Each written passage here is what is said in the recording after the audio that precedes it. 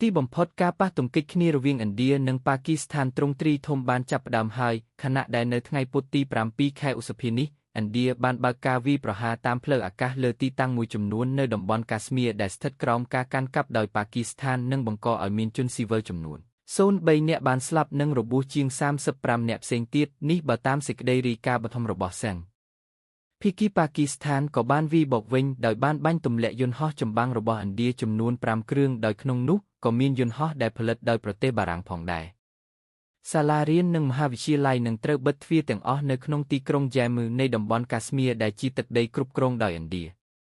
ភ្លាមក្រោយមានការប៉ះទង្គិចគ្នានេះប្រទេសអេមីរ៉ាតអារ៉ាប់រួមក៏បានចេញមុខស្នើឲ្យឥណ្ឌានិងប៉ាគីស្ថានជៀសវាងការកើនឡើងបន្ថែមទៀតដែលអាចគំរាមកំហែងដល់សន្តិភាពក្នុងតំបន់និងអន្តរជាតិ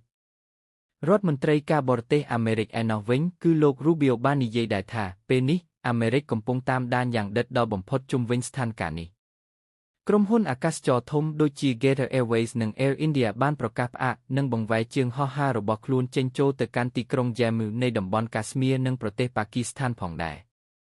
សូមបញ្ជាក់ថាបញ្ហាតំបន់កាស្មៀរគឺជាជម្លោះដ៏ចម្រូងចម្រាសរវាងប្រទេសឥណ្ឌានិងប៉ាគីស្ថានដែលកើតមានជាច្រើនឆ្នាំមួយហើយប៉ុន្តែភាពរកាំរកូសបានកើតមានឡើងកាន់តែខ្លាំងនៅឆ្នាំ